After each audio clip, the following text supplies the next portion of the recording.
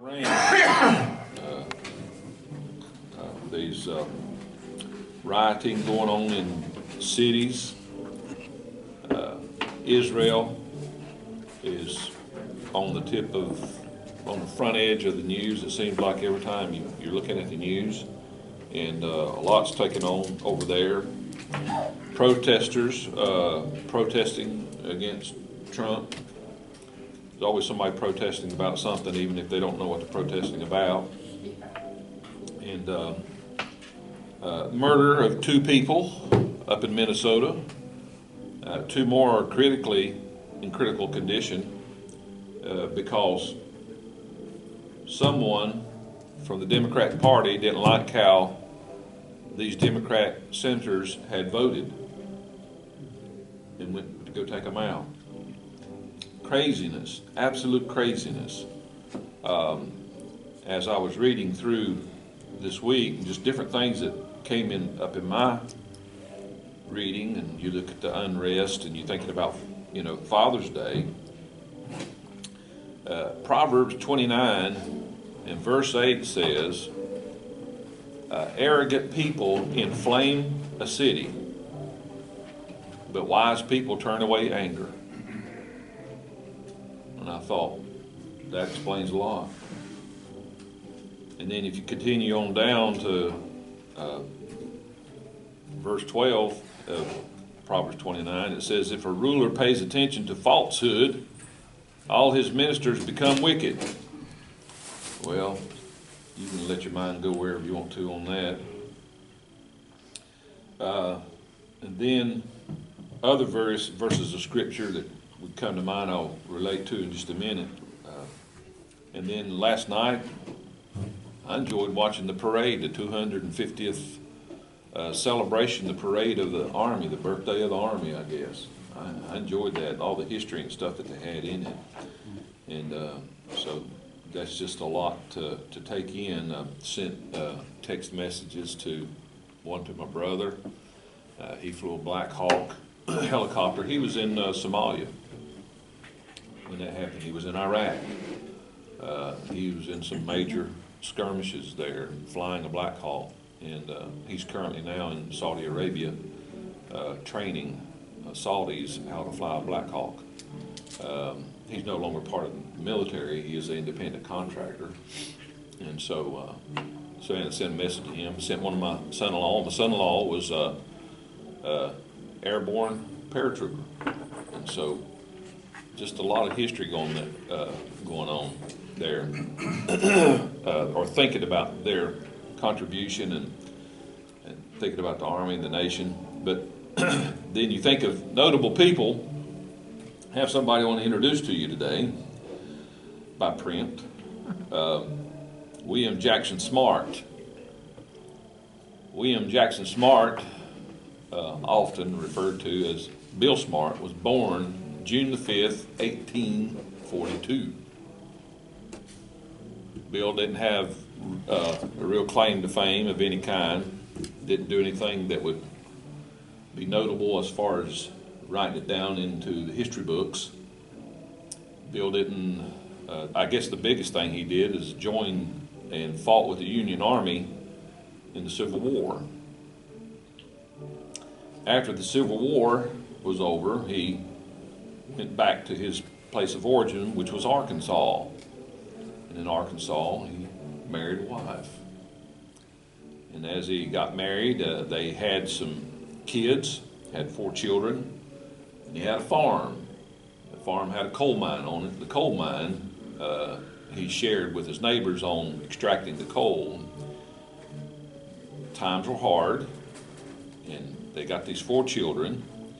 While they're doing the daily duties, during the process, his wife gets sick and she dies. And not only did she die, but then they had the crops had a failed season. It was so bad that, and with all what had happened, he felt like I need to move. So he sold his farm, sold the coal mine, moved to Washington State. In Washington State, he buys another farm, marries again, and has more children. The next 11 years seemed to be going okay until his second wife, passed away. He raised his children, he worked hard at taking care of the kids, and after his second wife died, he picked up and moved again, and this time he landed in Spokane, Washington. So there in Spokane, Washington, he continued to do the fatherly duties as his children were growing up. And in 1909, his daughter, let's see, I wrote down her name. I thought I did. Yeah, Sonora. She was all of 28 years old at that time, or 27, and she had went to church and heard a message on Mother's Day that inspired her to try to do something to honor her dad. And so she got with the Spokane Ministerial Association, trying to do something to remember her dad by, or his birthday. So June 5th, 1910 was rolling around. And on June the 5th, 1910, the Spokane Ministerial Association, all the churches, celebrated all fathers for Father's Day. It took some 62 years later before it was written into law by Nixon that the third Sunday in June would be recognized as Father's Day. All because Bill Smart had a daughter that her dad didn't do anything that was real notable or anything of that nature, but she loved her dad, thought of the sacrifice that he had gone through raising those kids and the things that he had went through, wanted to honor her dad. And so each year we, in some way, are thankful and think of, now you'll begin to think of William Smart, I hope you do, to honor when we honor fathers on Father's Day. And so I sent out a text and asked you if you had some kind of token or something that maybe your father gave you, or a keepsake that you had, if you wanted to bring it to class and share it with the class. Does anybody feel the burning desire to share a memory or a keepsake or something? I'm going first. Go ahead. All right. My dad made me this ring out of a 50 cent, back when they were silver. And he pounded it with a hammer. Out of a what?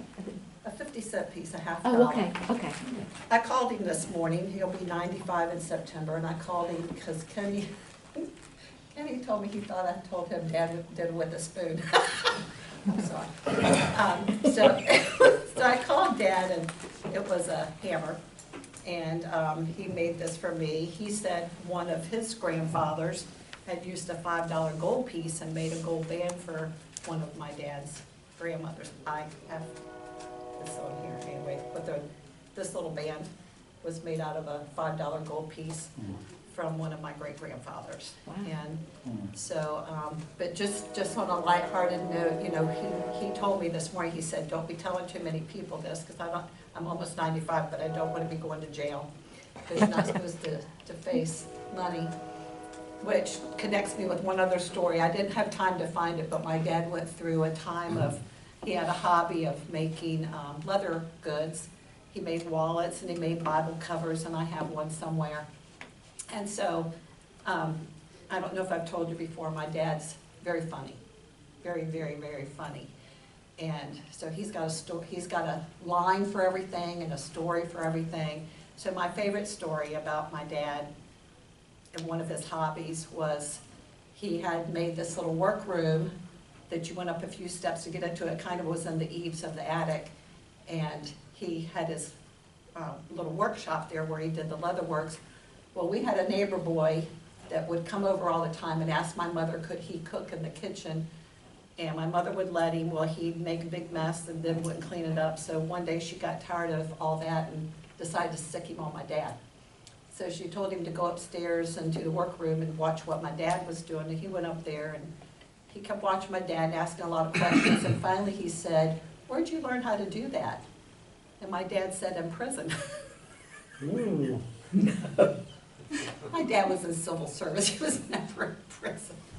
So, but Chuck believed him, I really called to tell his mother that, you know, the man next door has been in prison. So I jokingly told Dad this morning that it was because the government found out he had defaced jewelry and he went to prison for it. But anyway, that's my story about my dad. Thank you, that's good. Anyone else have a memory or a token or something you want to share? I was gonna bring a shotgun, but I thought that wasn't a good idea. So, but instead I brought a knife. It's just, I mean, it did nothing special, but it was to him. He never went anywhere without his knife.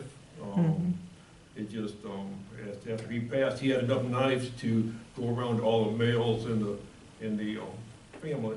And of course, being the oldest son, I chose this one that he carried all the time. So, Cool. What make is it? Is It that just, make it on just, like I said, it's nothing, it's just, Sears. Sears and Roebuck. How about that? Yeah, but I mean, he always kept it, it's really sharp, but it just, his special knife. Cool. Right. That's good. Thank you. Someone else? So I brought some tools that my dad used working in the cotton mill in Danville, Virginia. He was very good with tools, and these are just a few that my brother had, that my dad had given to him, and then my sister-in-law gave to me after my brother died. They were both really good with tools, and I am not. But my dad was a fixer and a shift foreman in Dan River Cotton Mill when I was growing up. He was a very hard worker, and as y'all probably know, cotton mill people were very hard workers. And he was a serious person, but a loving person, but he worked hard and he was good at what he did. And that's a lot of my life. Grew up around the cotton mill, Dan River Cotton Mill, although I never worked in a cotton mill, the rest of my family did. So those are some tools. These were very dirty. Pam cleaned them up when I got them. They were in a leather pouch that my dad had carried around in the It was mill. a basket, a leather basket. It's the neatest thing. Yeah, so It's he a was- wooden bottom. He was Right. called a fixer in the cotton mill. My mom was a spinner. There was a card room, a dolphin room, and other rooms that I didn't know much about, but the rest of my family did. But my dad was a fixer in the cotton mill and shift foreman in the cotton mill. Cool. That cotton comes out of your ear. Yeah. So I'll Lid follow. heads, they were called lid heads, made That's fun of correct. cotton mill Yeah. people. They had to blow off before you left as well. Go ahead. I like Kenny, didn't bring a long gun. But my dad had many guns, and he had enough guns that when he passed, he gave every grandchild and every son, every grandson and every son a long gun. And I have 2 or 3 that he gave me over the years. But this is something I carry every day of my life, and I have for like 25 years or so now. My dad gave me that, and he just said, put that in your pocket, and when you're in trouble, or you have heavy thoughts, or good thoughts, or whatever, he said, reach down and just rub that. He said, it's not anything special, it's just something I want you to have. I lost that stone when my son died. I was at his shop taking care of some things, and I was walking out across the driveway, and I reached in my pocket for something, and I kind of subconsciously felt like that I had flipped that out of my pocket. And when I got home, I just, for some reason, reached in my pocket and the stone wasn't there. Me and Sandy and my grandson Carson went back to the shop, and we looked, and I was just about to give up, and my grandson Carson reached over and picked this stone up. He said, "Is this it, Papa?" Mm. It is. My dad taught life lessons really hard. He was a hard man. And he didn't take many prisoners.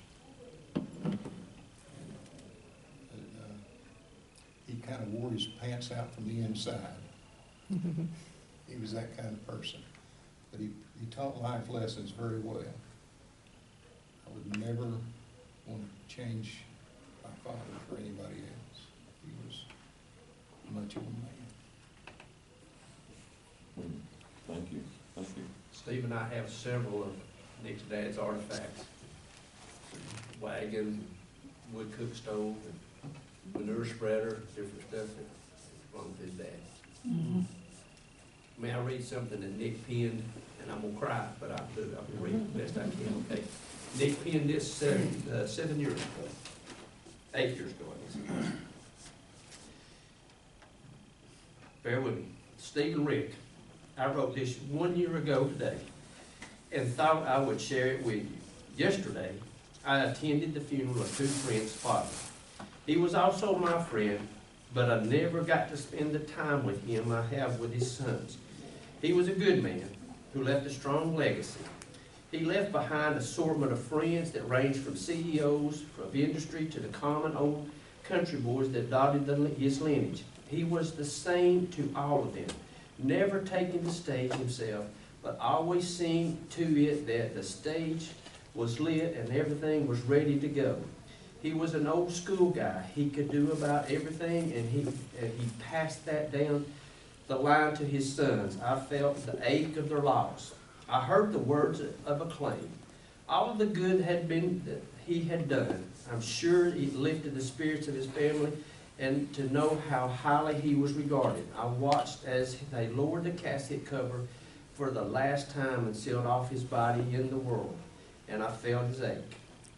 At the conclusion of the service, I watched them roll his body down the aisle and loaded it into the hearse for removal to the cemetery. I watched the grief of the wife, and though they strove to stay strong, I glimpsed the bewilderment of the unknown on the faces of the two boys. And I identified with that day.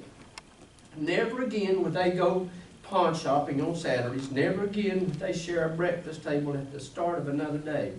Never again would they be able just to ask him a question or hug him and tell him they loved him. Oh, they have their memories, and those memories will brighten their days from time to time. But nothing will fit the hole left at the ache of his loss. He's fought his final battle. He's kept the faith. He fought a good fight. He persevered to the end. 2 Timothy 4:8. Henceforth there is laid up for me a crown of righteousness, which the Lord, the righteous judge, shall give me at that day, and not to me only, but unto all them also that love his appearing. Yes, still there is that ache. That is the hope of his family, that some tomorrow they will again see him, not in frailty, but in the glorified body walking with Jesus, where there will be no more ache. For we are confident, I say, and willing rather to be absent from the body and to be present with the Lord. 2 Corinthians 5:8, no more ache. That and the dollar, have a good day. But I cherish that. Thank you, Rick. One more thing, my dad, most of you can't relate. You probably the closest are to relate to what we did. As everybody knows, me and Steve's in the heat and air, electrical, do handiwork, just all that stuff. And my dad did all that stuff. But he'd call me about 9:30 every night when he's alive. He says, "Hello, Rick, what'd y'all do today?" And I'd list off about 10 or 12 items that we'd done that day. He said, "You didn't do much today, did you?" And I'd say, "No, Dad, it was a slow day." You know? But and I know I missed 1,000 things, but I mean, that's one thing I missed because I knew he could personally relate. He'd been in those situations and he could relate with. I could tell each one of you what we did, but it doesn't, you can't relate to it. And I missed that. You know. More than that, but just that. Yeah. Like me, Dad he was subtle on the things he done. I mean, if he wanted to, he took and when we were growing up, my mom watched us good friend of ours, and he was probably 4 years old. We picked him up from, preschool and everything, and that little boy it's Neil, he wanted the ice cream one day. And Dad says, Neil, you can't have an ice cream until you know how to count out the correct money to pay for it like that. So he instilled in the young boy how to count out money and everything. Yeah. And something that Dad said to me one time, he said, I was dating this young lady at the time, and I was staying over there quite late, on the weekends and stuff like that. And I stayed over there pretty late one Friday night. Saturday morning we got up, we ate breakfast and everything. He says, son, come here a minute. Okay, Dad. He says, I want to tell you something. He says, I know you like this young lady and everything. He says, but he says, when you're in your town like that, he says, when you wake up in the morning, your head needs to be on your pillow. And that stood out in my mind. Yeah. And I tell a lot of people that, and it's strong words. Because it could keep a lot of us men out of a lot of mischief. When you wake up in the morning, your head really needs to be on your pillow. That's good. Thank you, guys. I thank you for the opportunity that you've given us. Yeah. And I thought I too could bring a closet full of guns, an even bigger collection of knives, horse collars. My dad was a horse whisperer. My dad was a gardener. My dad was a builder. My dad was a good dad. But what I am so thankful for today on Father's Day is my dad was raised by an alcoholic who beat him. The family life was horrible. Horrible. In fact, when my dad was 16 years old, he was put outside on the front porch. His appendix had ruptured, and his dad was tired of hearing him cry. I've heard stories of how my granddad would handle things with 2x4s, belts, whatever he had handy. My dad was a scoutmaster, a Sunday school superintendent, farmer. But the most I'm so very grateful for my dad was because he come out of this horrible home life. And when I was 7 years old, he gave his heart to God. And he was nurturing, he was encouraging. He was a pill to take sometimes, but I respect my dad because he loved us so much, and he did not have that love to learn how to do that. And so he come out of a lot, and he loved us. Thank you. That's good. That's good. I can bring my memory. It's too big.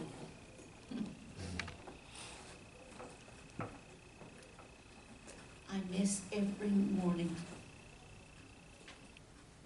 hearing my dad in the little living room that they had adjacent to the house. He could kneel for a long time, but then he got where he couldn't get up. But he would sit in his chair, and he would start, and he would call every family member and ask God to be with them, protect them, but most of all, be ready to go.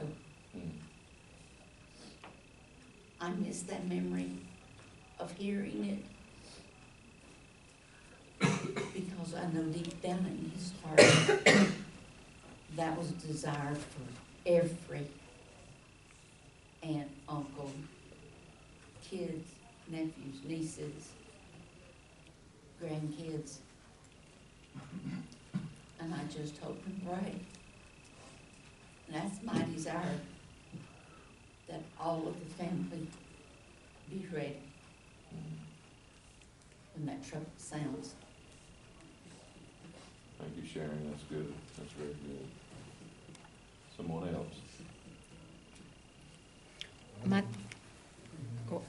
Go ahead. I don't speak much, but my father's still alive. He's 82. And I got my eye on a couple of things. I'd like to have his service weapon. That was my grandfather's and my father's.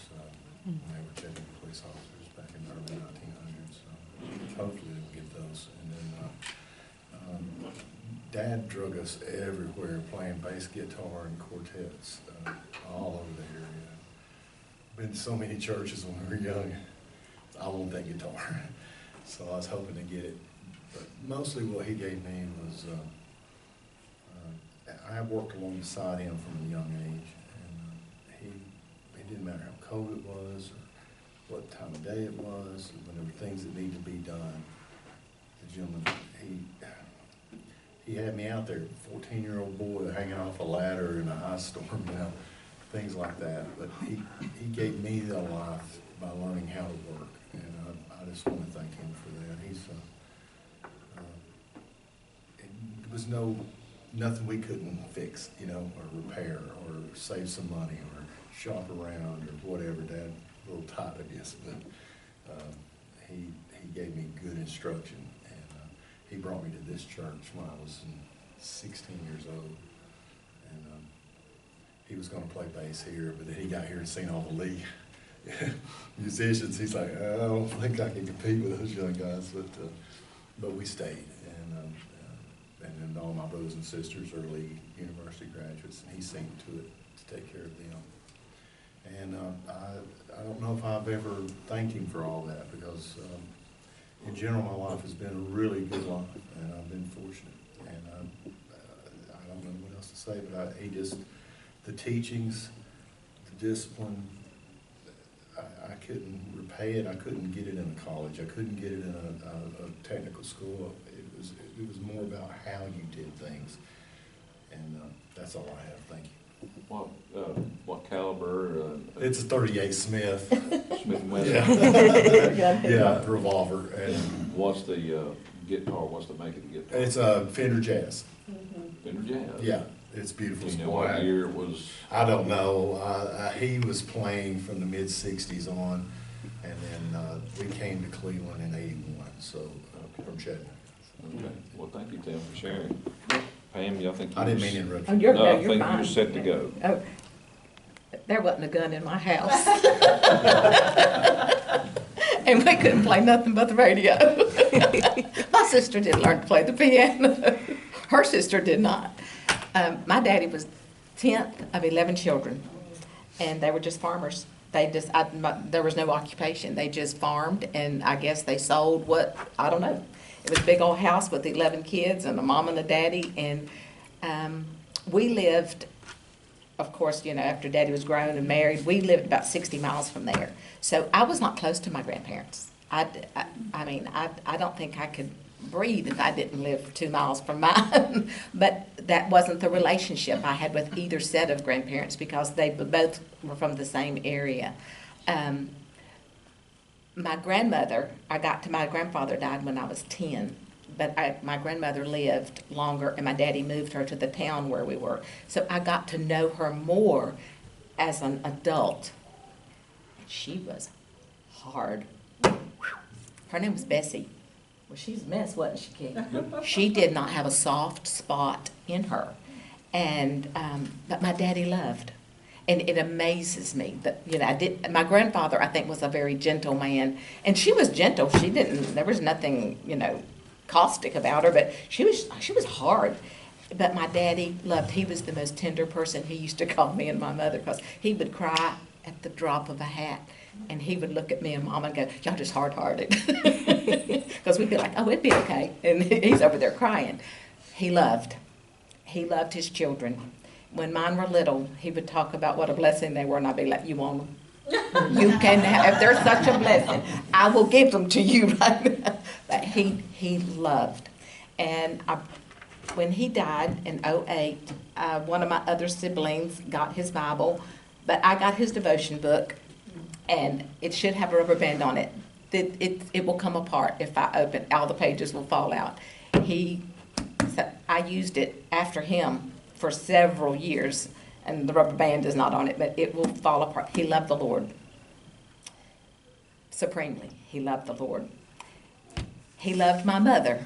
Her daddy had a sawmill, and he met her working at the sawmill, and she would bring him water. She was flirting. This is the picture of them. And my kids asked me one time, they said, why did they have the picture made in the woods? I said, that was the front yard. You can look at it. It's a sweet picture. And this is a letter that he wrote to her in 1944. Aww. And y'all, he went to the 5th grade. And it's addressed to Miss Frances Sigmund, Ferrum, Virginia, Route 3. That's all it took to get it there. And as I opened it and read it the other day, I thought, oh my goodness. I mean, his cursive was beautiful. Where did he get that? I don't know, because 5th grade and he was through. And then he came to Danville, Virginia, and they got married, and his sister was in Danville, and that's what brought him there. And he was not a Christian.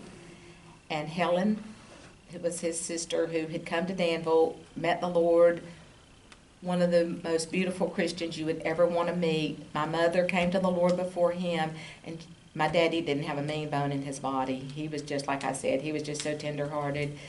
But he got mean. He got real mean. And Helen said, it's okay. He's under conviction. He's under conviction. And finally he became a Christian, and all of that mean conviction went away. He loved the Lord. He loved my mother. He loved us. I have a brother and a sister, and they are 9 and 7 years older than me. So, and when my mom was in the hospital before she died, they were laughing one day, saying, Tommy said, well, I know I wasn't playing, because they were married in March, and he was born the next March.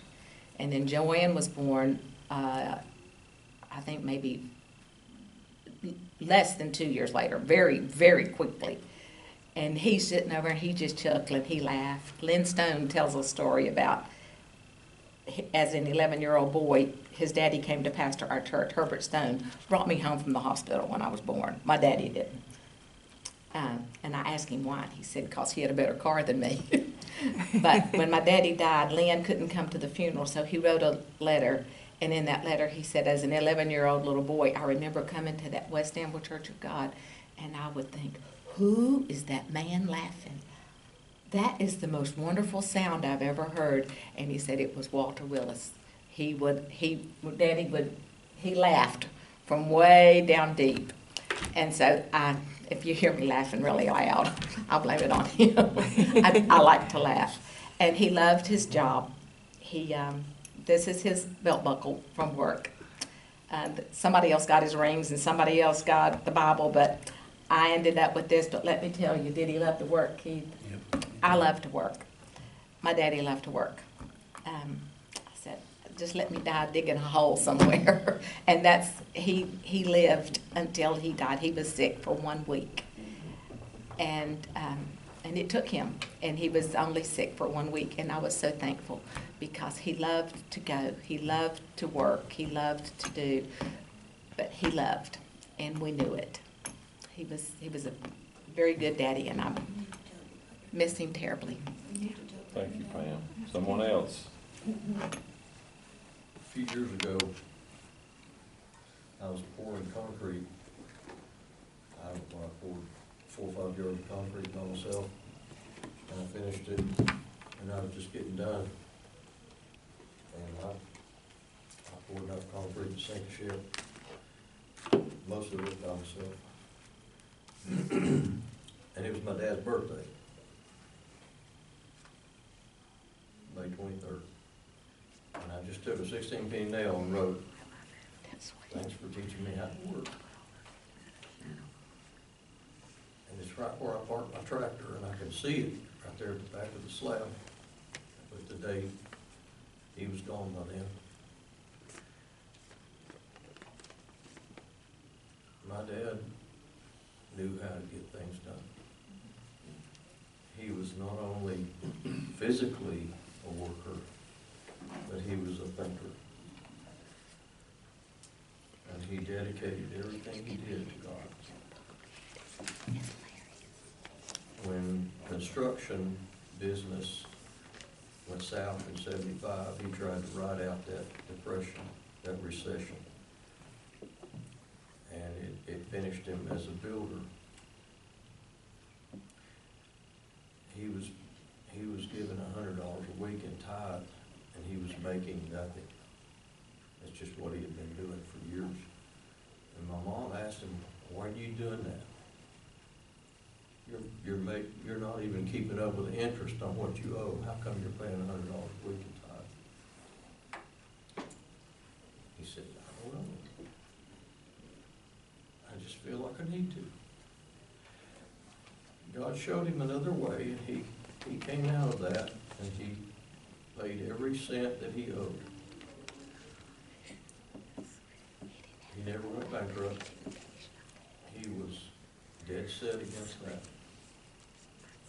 But he owed a lot of money at the end of that time.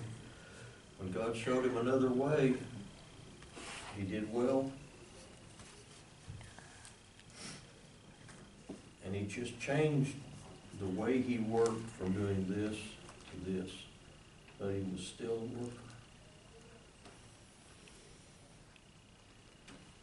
He knew how to work. And when one way didn't work, another way would. And he knew that. He understood that. And he passed that on to me to show me how to work. Working for me was a way of life. As a boy, Hiles just worked. That's just what we did. That's how Hiles bonded. Me and my cousins, my uncles, we all worked in construction and different types of construction. And that's how we found our worth.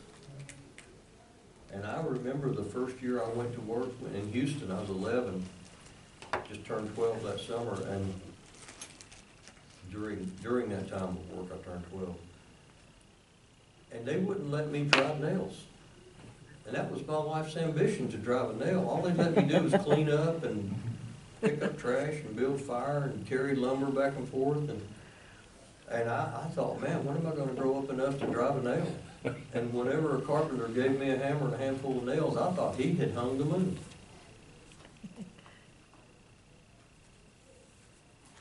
My mother told me that before I could even remember, that when my dad would climb a ladder and be up on the roof, I'd be 3 or 4 years old, I'd be climbing the ladder up there with him. I don't even remember that. But she said she just about had a stroke watching me hang around with my dad. He taught me how to work, and I'm forever grateful that he said, such an example. Even when he would work and something would come along and pull a rug out from under him, he never did stop going. He just knew how to keep going. And he told one guy one time who asked him about how he failed financially and then came back so well. And how'd you get out of that? He said, I gave my way out of it. Which sounds backwards. Matter of fact, in Proverbs it talks about a man will give. I phrase that I read it the other day. A man can give, and it seems like it doesn't make sense, but you can give, and you don't run out of it. It doesn't run out. And that was a classic example of my dad. He gave and he worked. Thank you, Ron. That's good. Anyone else? My dad was very tender-hearted and one of the best people you would ever want to know. And I gave him this book. It says My Father's Legacy. And in it, he started writing and answering questions in his handwriting. I had to finish. I would ask the questions and write for him. The things that he left most was my spiritual heritage, because he was one of the best Christians you would ever see. He worked in the church for about 15 years. He was in bus ministry, working on buses. As cold as it was in Ohio, he would get under the buses and make sure they were ready for, and we would take him dinner. I remember many times we took him supper to eat. He was an usher, Sunday school teacher, Bible school set maker. He could make woodwork. He was a mechanic. He could do just about anything. Nick has some of his tools and showed me one this week where he had engraved his name on the tool. And when he died, and we were going through his things for his funeral, we didn't know this, but he said, I have prayed for my family. My hope is to see all in heaven someday. I love you all more than I could ever tell you. Serve the Lord. Meet me in heaven one day. I'll be looking for you. But I'm so thankful for my heritage, my spiritual heritage. The book tells about how his spiritual strength, he thought, was tithing. He thought he was lacking in faith, but he was not. And I got to spend a lot of time with stories about snake handling. There's a story behind that. He had relatives that stopped blood, that handled snakes, and all Appalachian things that you would get. But Nick can attest to this. He was one of the best. And his pastor said it was the second largest funeral he'd ever seen. We spent 4 hours with over 400 people coming through visitation. Wow. Anyone else? Thank you, Sandy, that was great. I'd like to hear more about the snake handling. She's got Anyone the else gift. have a? She's got the gift. She can keep She sees one that she goes into convulsions. Come to my house. She has called me from work because she saw a snake that had to be taken care of. Get you That's another right, one. Sandy. Anyone else have a story? I'm with her. Brother Al? We got just a few more minutes. We want to give everybody a chance to say something if they want to. My dad went into the Dan River Mills when he was 12 years of age because his dad had passed. And he needed to support his mom and 3 siblings. That proved not to be a disadvantage in the long run. He's self-educated. The school-filled librarian said that she saved all the new books for him. Said he'd read them all, didn't matter what it was about. Wow. He planted 8 churches. That's hard work. And he was overseer of Jamaica on the mission field, and then overseer of Bahamas on the mission field. And had a radio program, the quartet sang there on the Danville radio station. WBTM or WDVA? I don't know. WBTM. But he also called square dances when he was a teenager and had really a wonderful life, although had overcome a lot in order to do that. Planting churches is very challenging and hard work, but he was good at it. And I don't know how many he planted on the mission field, but 8 in the U.S. And talking about Buddy Heil. Buddy Heil was such a great giver.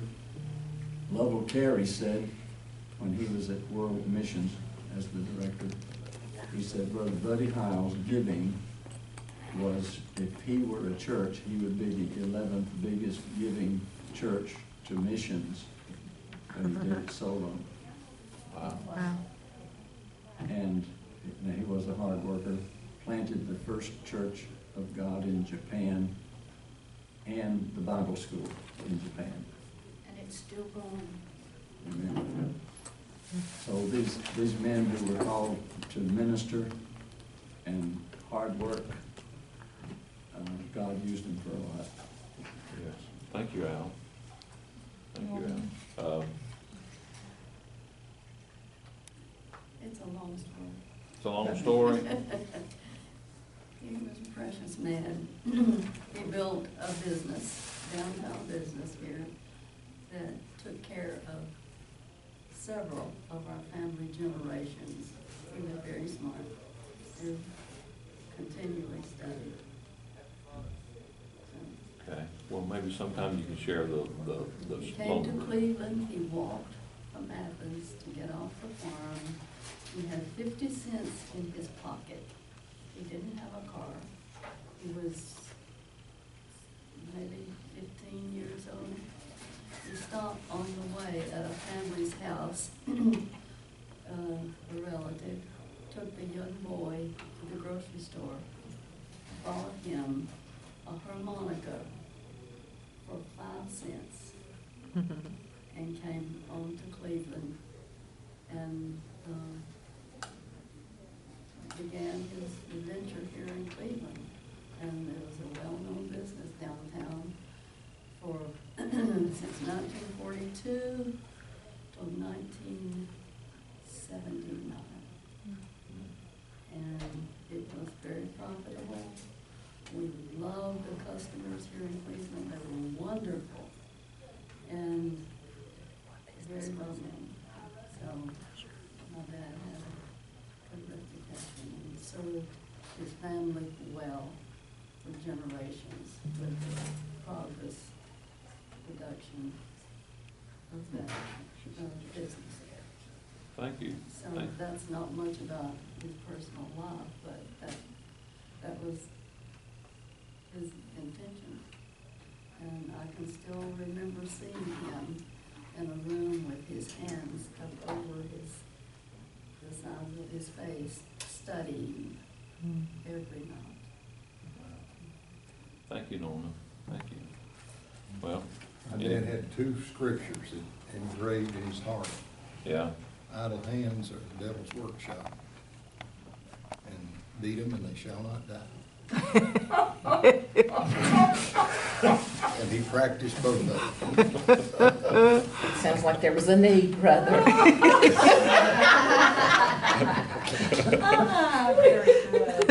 That's good. I have, Tanya, do you have anything to share before we go? I didn't bring anything. Okay. No, I think Brother Al was so sweet this morning. He mentioned my dad, and my dad gave me a good name. And the scripture talks about a good name is worth greater than riches. And my dad was a man of integrity, and he instilled that in me, and I've tried to live up to that. He also did what I heard you all say. My dad modeled tithing and giving, and I saw how the Lord blessed him, even in times when they didn't have very much. I know there were times my dad didn't take a paycheck. The church was in debt, and he would prefer that money to go to the church and to do what needed to be done and to do without. But I saw the Lord bless beyond what makes logical sense. And I'm just really grateful that I have a dad and a heritage that is something I can be proud of. And the older I get, the more I value what was instilled in me and what was modeled for me. So. Thank you, darling. There's a number of things we all could bring. I brought one of the first knives Dave gave me. It's got Craftsman stamped on the side of it. Dave was a Sears man there. I'll say Sears. Sears, yeah.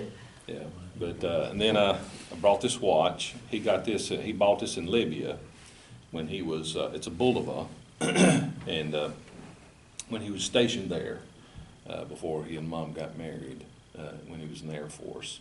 And he always had all these sayings, and there, he taught me the principle of tithing as well. But he and Mom both.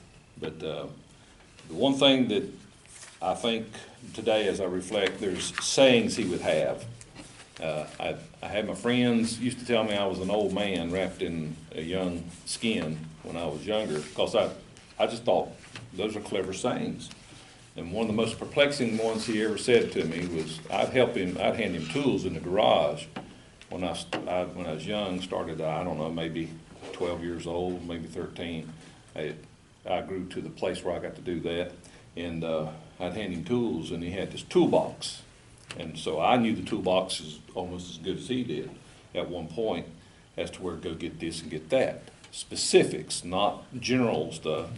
And I remember one night he was working on a car, and he said, go get me this tool.